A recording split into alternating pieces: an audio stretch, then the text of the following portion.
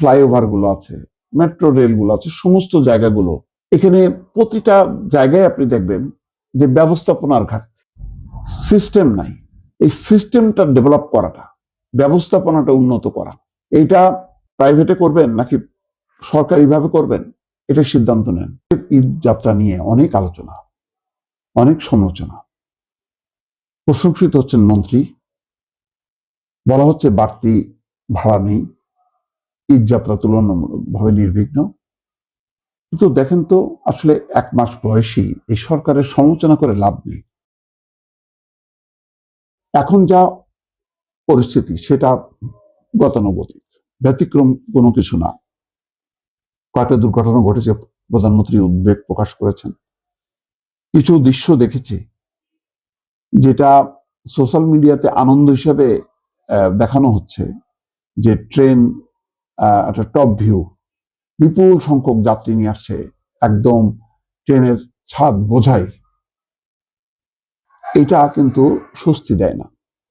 এই দৃশ্যগুলো বিশ্বের প্রেক্ষাপটে যদি এটা প্রদর্শন করা যায়, তাহলে তারা বলবে যে বাংলাদেশের রেল ব্যবস্থা, বাংলাদেশের পরিবহন ব্যবস্থা আদিম যুগে আছে, যেখানে ট্রেনের উপরে ছাদে উঠে যাওয়া যায়। এটা অকল্পনীয় ব্যাপার। তাদের কাছে যেমন প্লেনের উপর কোনো যাত্রী পরিবহন করতে পারে না, তেমনি ট্রেনের উপরও পারে না। অবৈধ, অননুমোদিত এই যাত্রা নিরাপদ না, বিপজ্জনক। তো সুতরাং আমরা এখানে কোনো প্লাস পয়েন্ট পাবো না, মাইনাস পয়েন্ট পাবো। বছরকে বছর চলছে। তারপরে লঞ্চ ঘাটের অবস্থা দেখেন, যেভাবে একটা নারীকে দেখলাম লাফ দিয়ে উঠতে, তারপরে যে ট্রলার দিয়ে উঠতে যে অ্যাক্সিডেন্ট, 2 জন মারা গেল হুড়হুড়িতে। এগুলো নতুন না, চলছেই।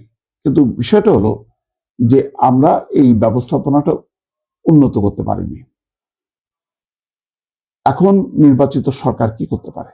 নির্বাচিত সরকার বলছে তারা মেগা প্রজেক্ট করবে না, খুব ভালো কথা। কিন্তু একটা অনুরোধ করি, ঢাকা জয়দেবপুর, ঢাকা সিলেট, এই রোডটাকে চলাচলের উপযোগী করেন। 10-12 ঘন্টা লাগবে সিলেটে যেতে। সিলেট অন্যতম একটা গুরুত্বপূর্ণ বিভাগ, শহর। নানা কারণে সিলেট একটা গুরুত্বপূর্ণ বাণিজ্যিক পয়েন্ট, টুরিস্ট পয়েন্ট হিসেবে পরিচিত। এই সরকারের কাছে প্রত্যাশা থাকবে এবার ঢাকা সিলেটে যাতে নির্বিঘ্নে 3-4 ঘন্টায় যাতে যাওয়া যায়, তেমন উপযোগী একটা সড়ক অন্তত করুক, ব্যবস্থাপনাটা করুক। সড়ক নতুন করে নির্মাণ করা দরকার নেই, যেটা আছে সেটাকে আরেকটু চওড়া করে, যাতে এমন ভাবে রোড ডিভাইডার দিয়ে দুপাশে যাতে খুব দ্রুত গতিতে যাওয়া যায়। আর ঢাকা চট্টগ্রাম, ঢাকা খুলনা এই মহাসড়ক যেটা আছে সেটার ব্যবস্থাপনাটা ভালো করা। মোট কথা, এবারের সরকারের মূল চ্যালেঞ্জটা হচ্ছে নির্মাণ না, নির্মিত যে অবকাঠামোগুলো আছে সেগুলোর ব্যবস্থাপনাটা একেবারে স্ট্রং করা, আন্তর্জাতিক মানের করা। এইটা করতে পারলেই সংকটের সমাধান হবে। নতুন করে কিছু করতে হবে না। সরকারকে যেমন বলি রাজনৈতিকভাবে, যেই সিস্টেম আছে সংবিধানের, যেই সংবিধান, পার্লামেন্ট, নির্বাচন, এই ব্যবস্থাটাকে আগে কার্যকর করেন, করে তারপর আপনারা অন্য আরো উন্নত সংস্কারে যান। বিদ্যমানটা খারাপ এটা বলবো না, বিদ্যমানটা ভালো, কিন্তু আমরা এটা কার্যকর করিনি। আমাদের দেখেন যে ফ্লাইওভার গুলো আছে, মেট্রো রেল গুলো আছে, সমস্ত জায়গাগুলো,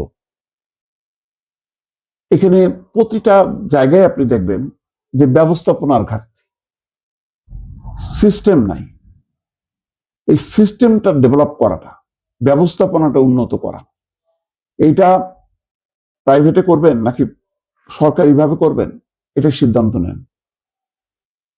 এইটা যদি করেন অনেক দুর্ঘটনা রোধ হবে। আর যদি মনে করেন না ট্রেনের ছাদটাকে অ্যাভয়েড করা যাবে না, নতুন নতুন বগি বা ইঞ্জিন এনে এই চাহিদা পূরণ করা যাবে না, দয়া করে ছাদের উপরে ওঠার, ছাদের উপরে বসার রেলিং এমন ভাবে করে দেন যাতে ধরে বসে থাকতে পারে, যাত্রাটা যাতে নিরাপদ হয়। কিন্তু এটা সেকেন্ড অপশন। প্রথম অপশন হলো আপনি আরো বগি দেন, ইঞ্জিন দেন, রেলের সংখ্যা বাড়ান, দয়া করে যেই ভাবে কোনো রকম প্রোটেকশন ছাড়া যেভাবে বসে থাকে, যেভাবে চলতে থাকে, একটা হার্ট ব্রেক হলে হলে অনেক লোক মারা যেতে পারে। এইটার একটা সভ্য অবস্থায় নিয়ে আসতে হবে। পৃথিবীর কোথাও আমি দেখিনি, জানি না আফ্রিকাতে ট্রেন চলে কিনা, আফ্রিকার দেশগুলোতে সেখানে এটা আছে কিনা, কিন্তু আমি ইউরোপ, আমেরিকা দূরে থাক, আমি মানে আমাদের প্রতিবেশী দেশ ভারতেও আমি দেখি না, আমি সিঙ্গাপুর, মালয়েশিয়া, থাইল্যান্ড এইসব দেশেও দেখি না। আমাদের দেশে কেন থাকবে? এই জায়গাটা যদি এবার মানে উন্নত করা যায়, তাহলে বলবো যে সরকার সফল। সরকারের নতুন কিছু তৈরি করার দরকার নেই, যেটা তৈরি হয়ে আছে সেটার ব্যবস্থাপনাটা উন্নয়ন ঘটনার মধ্য দিয়ে নিরাপত্তা নিশ্চিত করা,